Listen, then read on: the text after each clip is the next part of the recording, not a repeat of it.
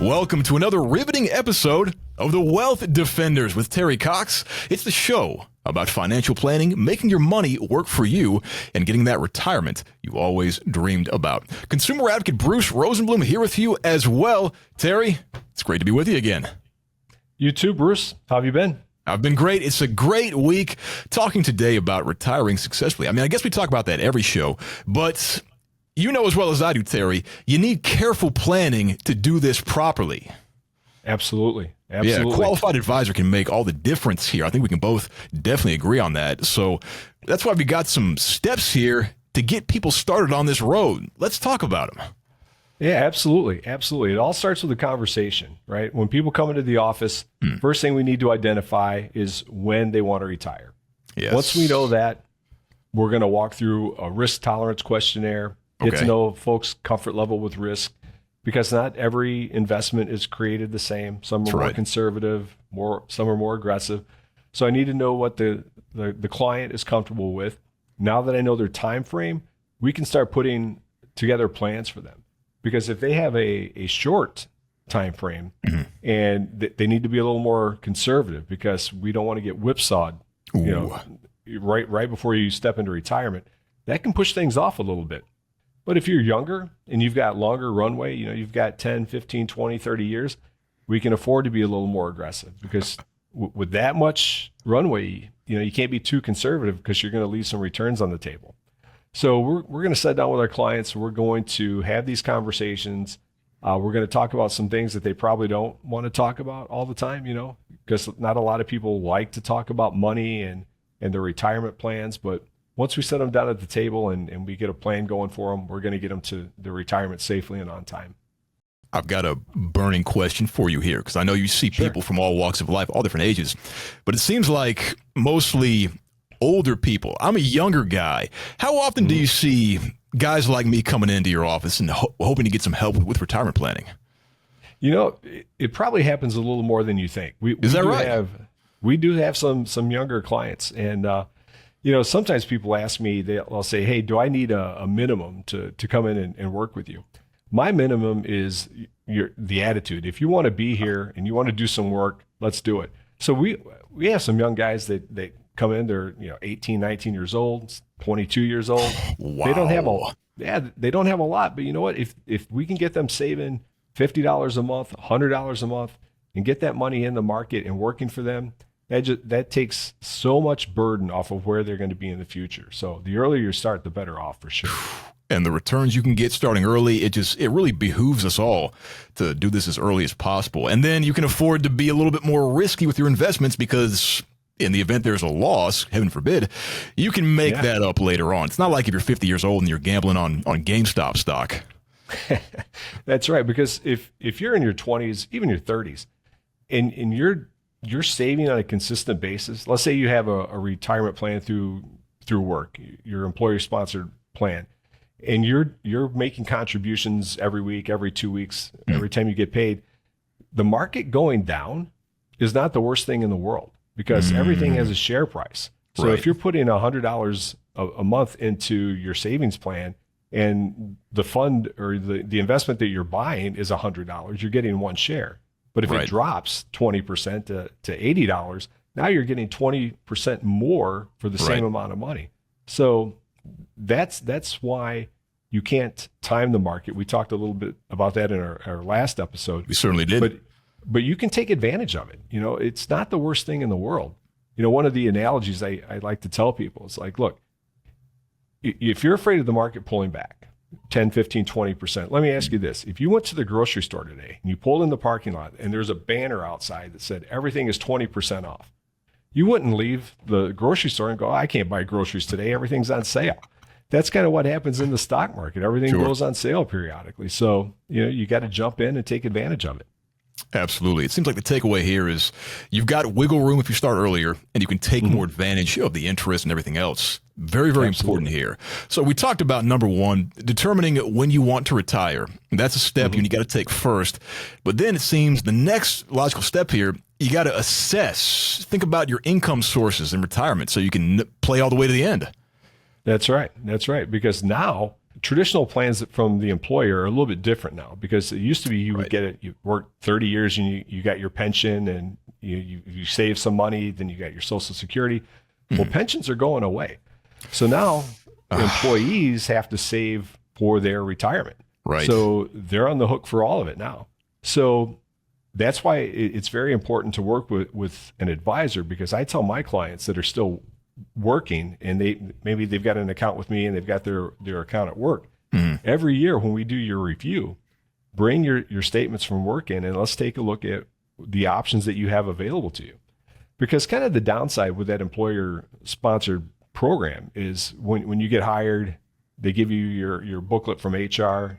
You've got your 401k plan, and now you're trying to pick things and you're looking at these mutual funds, and a lot of times we don't know the difference between all of them. Sure. So I'll say, hey, bring your stuff in and let's look at it and make sure that what you have in your 401k plan is complementing what we have going in your retirement plan here.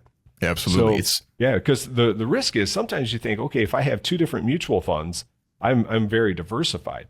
But what if you have two different mutual funds that have 80% of the same holdings in them? Not so diversified. This is why it's so critical to talk to somebody like you, because the pensions are going away. There are fewer safety nets out there.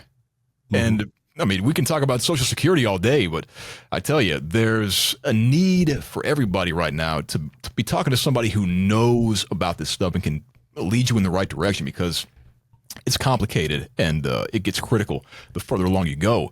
And that leads us to our next point here. Number one was determine when you want to retire. Number two is assess your income sources in retirement. Number three, assess expenses in retirement. Absolutely. Because if you're going to be taking a decrease in pay as you step into retirement, you better make sure that budget's in line. So we start talking about these things early. If you get into that 3 to 5 years prior to retirement, we call that the retirement red zone, right? Sure. So once you get into that, we need to start having serious conversations about how we're going to idle down if we still got a lot of risk in the portfolio, how we're going to de-risk as we approach retirement, because we don't want to give it away at the very end for no good reason. That's right. And let's look at other plans that are available to you. Are there personal pension plans out there? And there's a lot of good products out there that will guarantee you income as you go through retirement, and those are available to everybody. Sometimes I get people in the office and they say, well, I know that there's some stuff out there, but it's not available for people like me. Oh, all of this stuff is available to everybody. Sure. So yeah, absolutely. So once you assess your expenses, we know where you're at. We know what types of investments to plug you into that are going to meet those retirement needs for you. Very important to think about these things, expenses in retirement. And then, of course, we talked about this last show. You got to adjust for inflation, because it's probably going to go up. Absolutely. It never goes down, does it? Okay. If in a dream world, if only it went down, God. Yeah, exactly. It seems like it's going to keep climbing. It's going to keep climbing. Absolutely. So in your portfolio, there's things that you need, because not every investment is created the same. We're still going to need some growth in the portfolio to take advantage of, because as inflation keeps rising, your portfolio needs to keep rising to offset that. We can't totally go to a cash or an income type of portfolio totally. Depending on the size of the portfolio, I guess we could, but because of inflation, you're still going to need that growth component to help outpace the inflation and taxes and everything else. So what would be the wrong way to handle this? Because obviously, best case scenario, you're very prudent and you account for that. But what does wrong look like in this scenario? Well, first of all, if you determine when you want to retire, you need to tell somebody when you want to retire. You need to have that conversation. Yes. Because I've seen it happen a couple of times that people, they had a date in their mind, but maybe their spouse knew, their family knew, nobody else knew, and they made no changes in their retirement plan. And what happens? Inevitably, 1, 2, 3 years before they're going to retire, something catastrophic happens.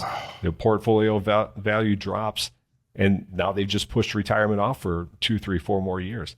But you need you need to tell somebody when you're going to retire. And then that's an ideal time to look at your portfolio, reassess the risk that's in the portfolio, and if you need to, de-risk at the time, because don't give it away at the end if you don't have to. Keeping what you earn, and you help people keep more of what they earn, saving them from tax liabilities and everything else. And that plays into our next tip here. It's determining your asset allocation. Tell us a bit about how to do that properly. I'm sure you've heard people talk about the bucket strategy, bucket 1, bucket 2, bucket 3. But generally what bucket 1 is that's your immediate needs. And some people will identify their immediate needs as cash for the next year, 2 years, or 3 years. If you've got money set aside for the next 1 to 3 years that's going to make your house payment, that's going to pay your bills, that takes the pressure off worrying about what the market's doing. Sure. Then we can have some later money plugged in bucket number 2 that's going to continue to grow, pay dividends, do whatever we have it set up for. And then that last bucket we hope is never money that we don't have to get into. Right. But if you've got those bases covered, that's going to take stress off of you. That's going to take worry off of you, that you've got your day-to-day met, and you don't have to worry about giving stuff up in the market. Tell us a bit more about these buckets, because I know one is higher tolerance. How do you lay them all out? So number 1 usually comes down to expenses, monthly expenses, and how much do we want to have earmarked for the next couple of years? Because if something happens, you need a new roof, or the water heater goes out. Yes. You don't want to be pulling money out of your accounts if the market has gone down in value. But if you've got some cash set aside to cover events like that, now your investment plan isn't being blown up. Right. So bucket number 2, we can not be totally aggressive, but have a little growth and income component there. That's something that's growing and also paying you an income that's probably being reinvested, a dividend of some sort. That's going to be there, growing for you, but not too risky. But then out in bucket number 3, that can be money that you're not really planning on using until something catastrophic happens. That can continue to grow for you, maybe take on a little more risk. I like this analogy here because it helps you understand where your money needs to go, and then what you have in reserve as well, and what's earmarked as well. Critical, because when you think about this stuff, it lets you have a plan. It gives you a roadmap to success here. Absolutely. And one of the tools that we use in our practice, it's called the asset map. And what we will do is we'll sit down with a client, and it's a 1-page spreadsheet at the end of the day. But once we know what all our clients' investments are, because what happens, life happens. When you're just getting started and you're getting that first 401k plan, next thing you know, you're going to get married, you're going to buy a house, you're going to have kids. All this stuff starts happening, and you've got insurance plans, your retirement plans, and they're somewhere. Yes. But if we can sit down for a few minutes, list those out, get them on 1 page, now we know what you have. Now we can start running scenarios and saying, what's your dream situation? Do you really want to work till you're 65 or 67? Sure. How, would you like to take an early retirement? What are the probabilities that we can do that? So we can run scenarios and create the retirement that people really want, whether it's early retirement, whatever their plan is, they can make it happen. And these tools also help you make up for the gaps in people's plans too. Absolutely. Because sometimes you think you know what the number is. You're like, okay, because some people have a magic number. I need $100,000 or I need $1 million. Well, let's find out what your number really is, because everybody's different. Everybody's got a different expense. Everybody's got different wants and needs. Let's figure out what yours is, and we'll put together a plan to make it happen for you. I love that. I know there are some people out there, they might know they have gaps in their plan. Others, they might not be aware of that. Wherever people are at, I know they want to be able to ask questions. Can they get in touch with you? Absolutely. This is very critical to everyone's future.